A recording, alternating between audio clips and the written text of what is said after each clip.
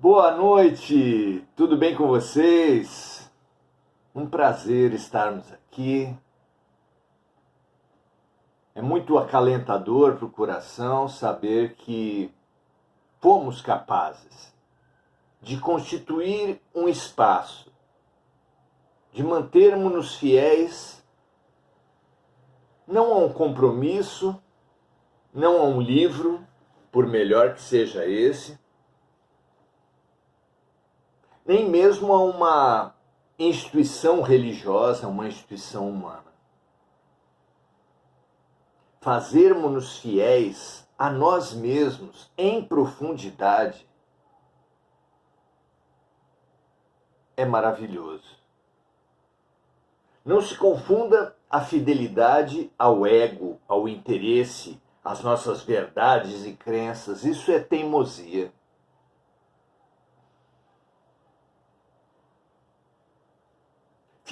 Fidelidade só pode ser bem compreendida à luz do nosso eu essencial, o Deus em nós. A César o que é de César, a Deus o que é de Deus. Nós temos em nós César, a casca, o orgulho, e temos em nós Deus, a essência, o amor. Sejamos fiéis ao amor, críticos ao orgulho,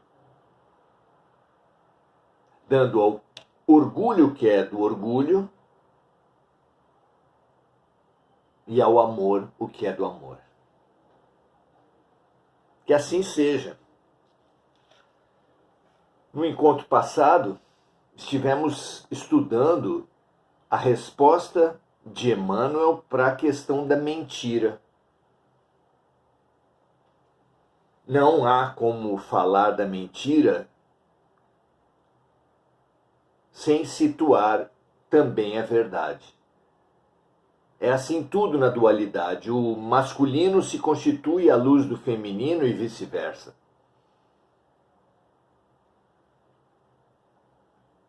A mentira só pode ser analisada à luz da verdade. E aqui, hoje, vamos falar mais diretamente da verdade, repetindo alguns aspectos, esperamos nós, com acréscimos à discussão anterior. Será a verdade um valor absoluto? Uma lei de Deus eterna? Podemos fazer essa comparação com as leis de Deus, mas comparando a verdade com as leis de Deus, teremos que chegar à conclusão, com Jesus, que a verdade é apenas relativa. Que a verdade é uma lei ordinária, importantíssima. O próprio Jesus disse a respeito de si mesmo ser a verdade. Eu sou o caminho, a verdade e a vida, ninguém vai ao Pai senão por mim. Não se trata de uma lei menor, de uma lei sem importância, mas pela própria proposição de Jesus, percebemos que é uma lei relativa, é uma lei que encaminha, é uma lei meio para um fim. Esse sim, fim absoluto. Ninguém vai a Deus se não for através de Jesus. Ninguém vai, e Deus sendo amor e Jesus sendo o caminho, a verdade e a vida, ninguém vai ao amor se não for através da verdade.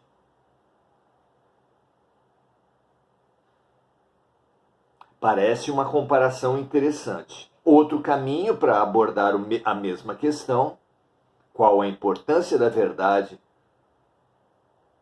na evolução espiritual, precisará reconhecer, como tudo, que há conceitos, abordagens superficiais e profundas. O próprio amor não se presta a isso. Dizemos que amamos comprar sapato, que amamos time de futebol, que amamos uma certa cor. E certamente, é claro, esse não é o amor vivido e exemplificado por Jesus. Há gradações, profundidades no amor e há gradações e profundidades na verdade. Há verdades relativas e verdades absolutas. Concebendo e olhando dessa forma, a verdade absoluta da vida é o amor. Tudo mais é ilusão, é casca, é roupagem. Nós mesmos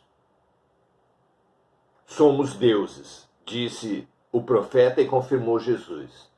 Deus sendo amor, nós mesmos somos amor. Somos deuses, faremos tudo o que Jesus fez e mais, como ele mesmo revelou. Mas isso apenas na profundidade, é claro. Na superficialidade, nós somos a casca, o ego, a máscara.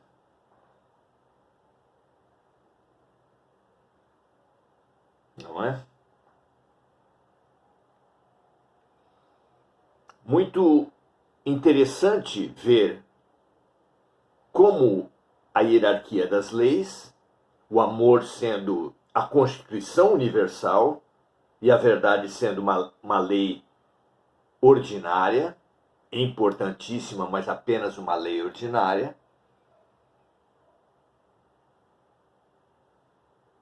de forma a precisarmos viver a verdade sempre embebidos de amor, e com a outra visão, a das conceituações progressivas, cada vez mais profundas, podemos dizer com Emmanuel que há uma escala de amor, onde vamos aprendendo a amar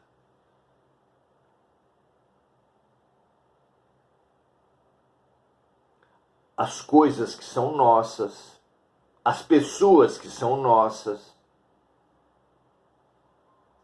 nós mesmos em superficialidade, e gradativamente a evolução será amar também aquilo que não supomos ser nossos, amarmos inclusive os nossos inimigos, e amarmos de uma forma cada vez mais livre de apego, de posse, de ciúme.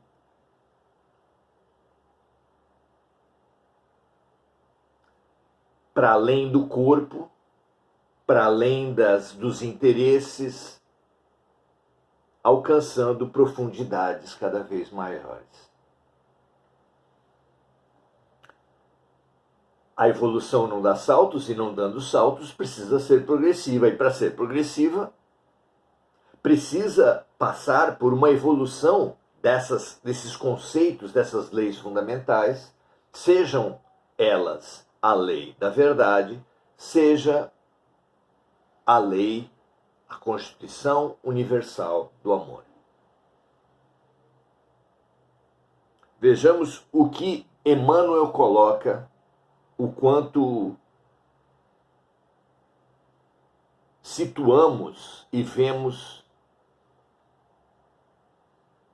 conjuntamente a questão da verdade e do amor. A pergunta 193 desse livro Consolador traz a Emmanuel a seguinte questão: a verdade, quando dita com sinceridade e franqueza rudes, pode retardar o progresso espiritual pela dor que causa?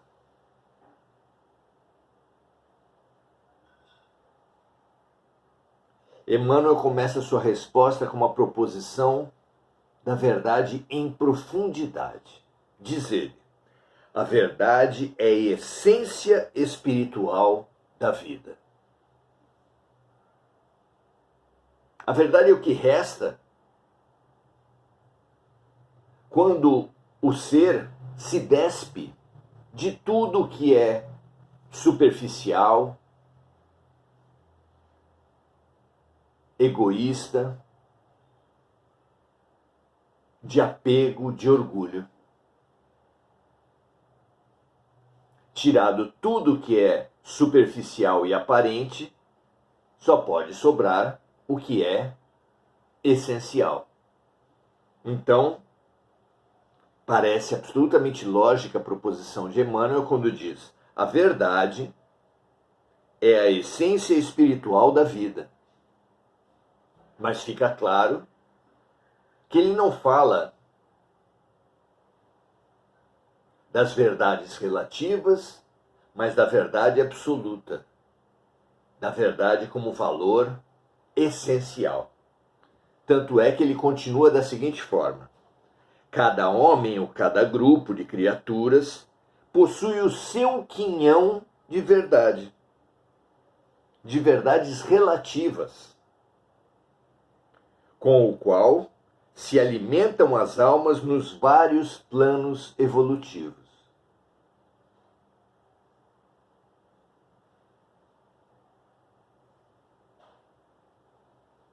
É interessante ver aqui as criaturas nas diferentes posições, culturas, sexos, classe social, caminhos profissionais, etc., como olhares para uma mesma realidade. Cada olhar, cada perspectiva com que se olha uma realidade, se apreende dessa realidade um ponto de vista relativo. Claro. Portanto, é isso que nos fala Emmanuel aqui, que cada pessoa, cada grupo de pessoas constitui o seu ângulo, a sua perspectiva, o seu ponto de vista, o seu quinhão de verdades relativas.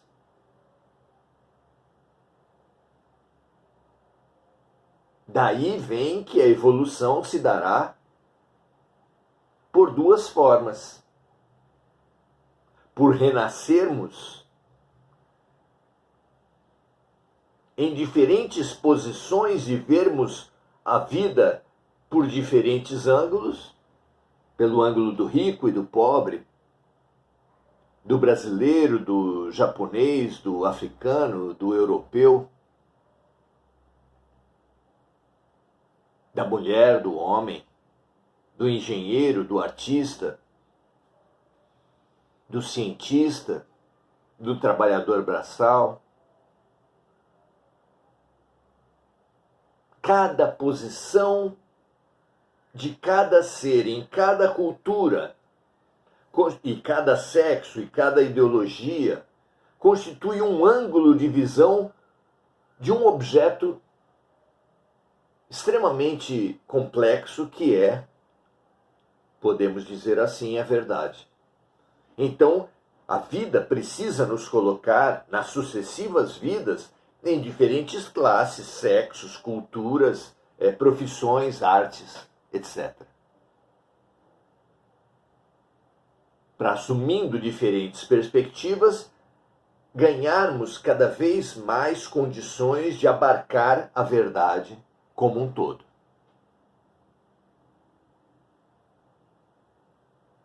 Oferece-nos, porém, a vida um atalho para não dependermos de milhares e milhares de reencarnações.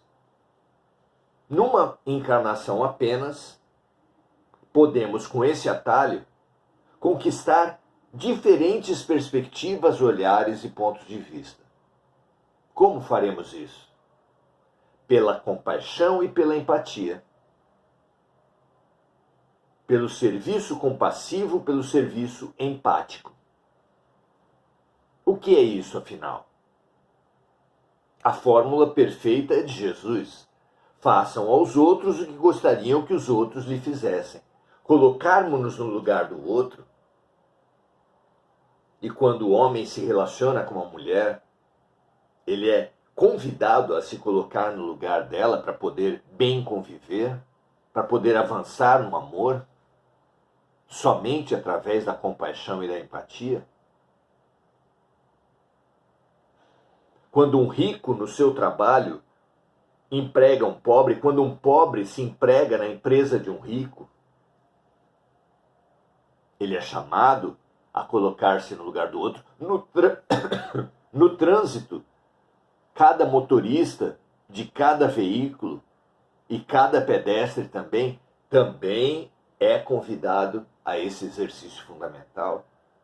Em todas as relações humanas, em todos os ambientes, a todo momento, mas muito especialmente na caridade, na fraternidade, na solidariedade, nos exercícios mais diretos e limpos de amor.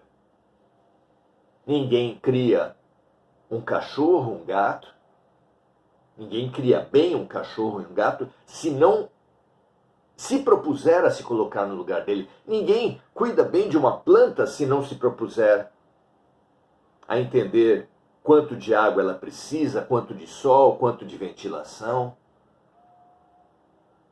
que tipo de terra ela se dá bem. Tudo isso é se colocar no lugar do outro. A partir das plantas e animais, sim, por que não? Claro que nas relações humanas aqui na terra, aqui na carne, esse convite será também muito importante. Ninguém pode criar um filho, ter uma relação conjugal, ter um trabalho, conviver onde quer que seja, bem, sem colocar-se no lugar do outro. Aquele que convive sem colocar-se no lugar do outro é um violento, é um gerador de complicações para si e para os outros. É uma pessoa que se autoamarra nas suas tristes opções pelo dito karma, pela conhecida lei de ação e reação. Não é?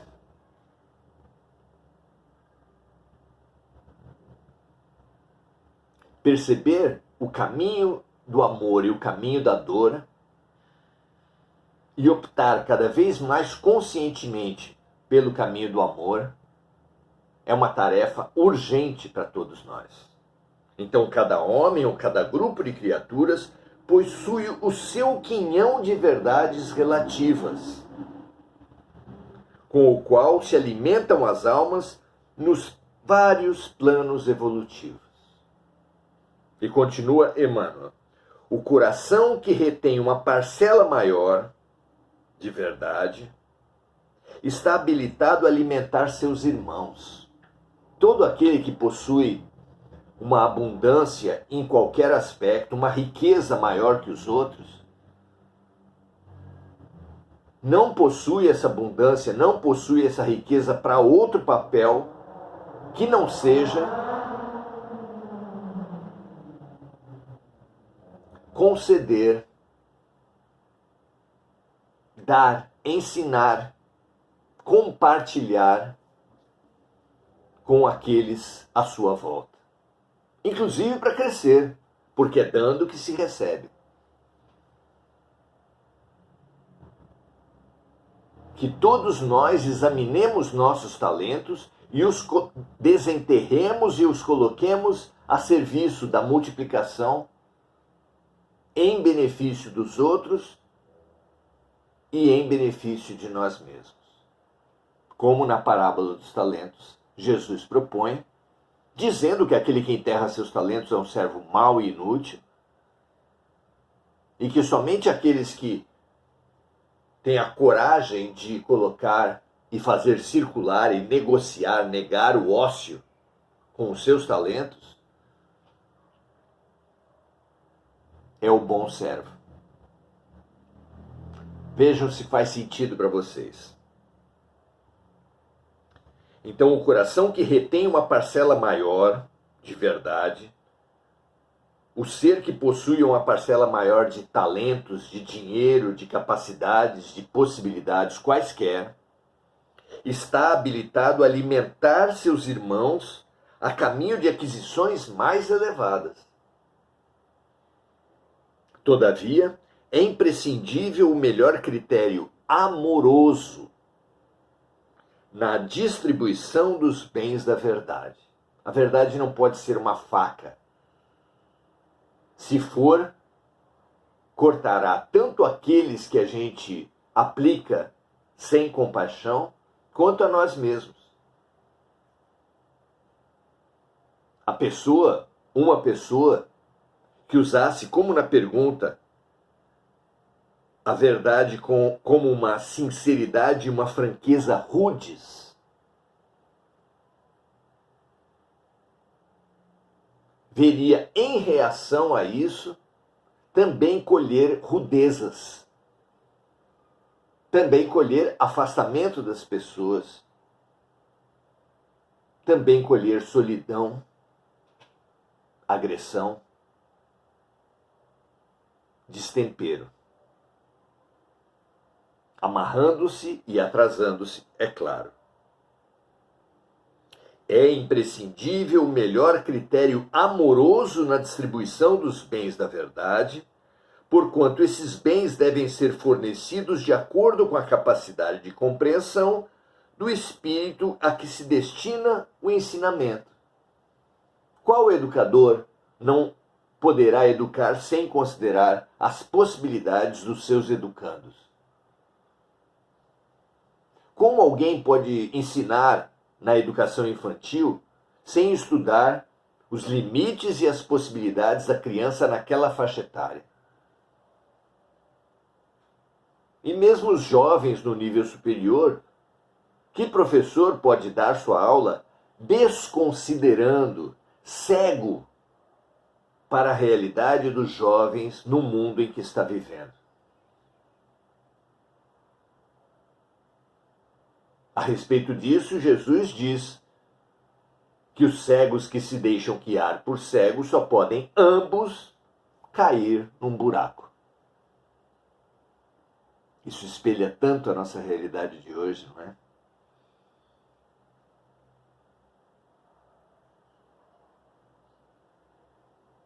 De maneira que o esforço não se faça acompanhar de resultados contraproducentes. É antipedagógico, descaridoso, ensinar, propor para pessoas desafios que eles não conseguem, que não têm a menor condição de alcançar. Deus dá o frio conforme o cobertor, representa as dores, que são remédios amargos muito necessários para cada tipo de doente, mas também os aprendizados, os desafios, que são as doses certas para cada um. Podemos ver assim também, não é?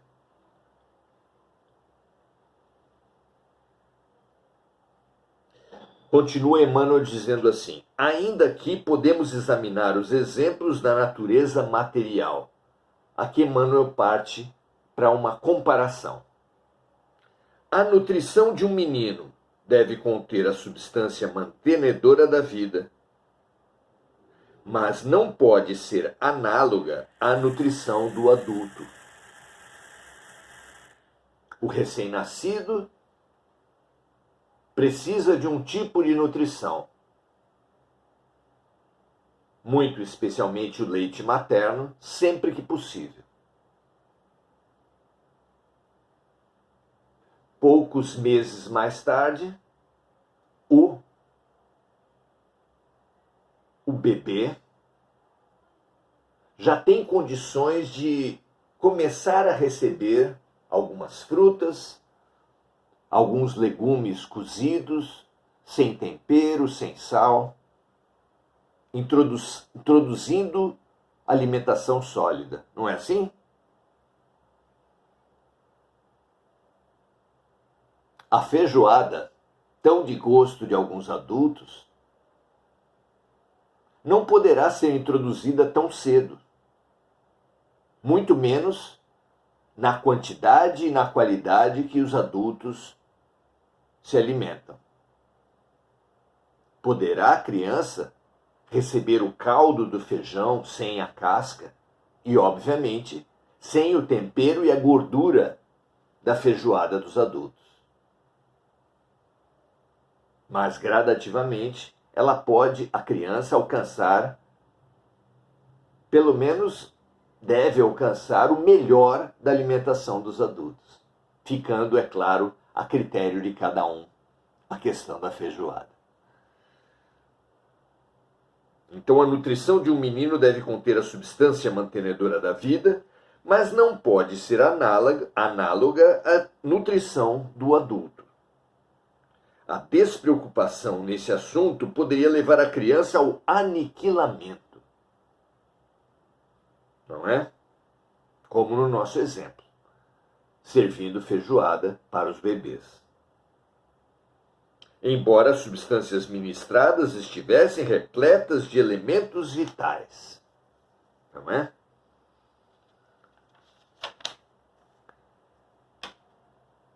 Na parábola dos talentos, Jesus formula uma proposição que responde a um fator da realidade que angustia muitos.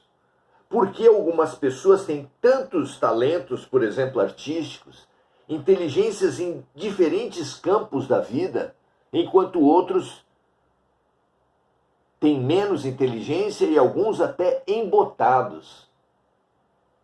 Onde está a justiça de Deus? Não é? Na parábola dos talentos, Jesus fala que o senhor da vinha deu 5 talentos a um servo, 3 talentos a outro e 1 talento para outro, a cada um de acordo com a sua necessidade.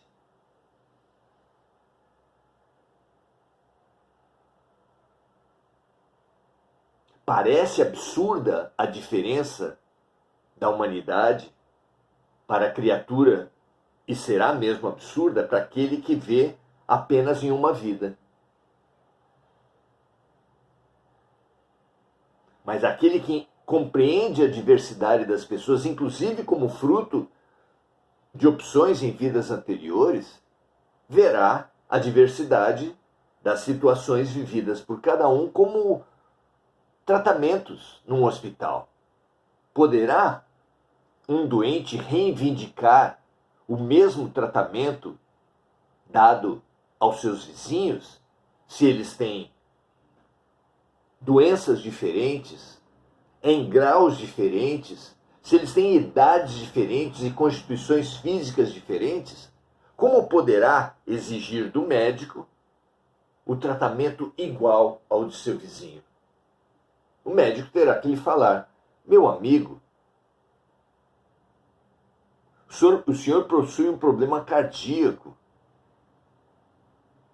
enquanto o seu vizinho tem um problema de alergia. Não há como comparar os tratamentos. Não há como reivindicar igualdade. Como o ser materialista só consegue ver justiça se houver igualdade. A realidade humana é a realidade da diversidade. E é absurdo tratar a diversidade com igualdade. Colocar numa sala de aula estudantes de nível universitário, de ensino médio, de ensino fundamental e da educação infantil e dar uma mesma aula. Absurdo. Colocar numa mesma enfermaria doentes com doenças muito diferentes e dar o mesmo remédio. Absurdo. A cada um de acordo com as suas necessidades. Não é assim? Muito bem. Que aprendamos a olhar o outro para lidar com a verdade de acordo com as possibilidades do outro e das suas mesmas. E a verdade nos será remédio. Muito bem. Saudamos Mari Pereira, Esther Ponzoni e Sonica Lima. Só temos aqui uma parte dos colegas. Vamos saudar a todas e convidar para que estejamos juntos, não apenas amanhã, no nosso curso Jesus e a Criança, mas de segunda a sábado, aqui no Oração Ação. Será um prazer estarmos juntos, um grande abraço e ótimo final de sábado para todos.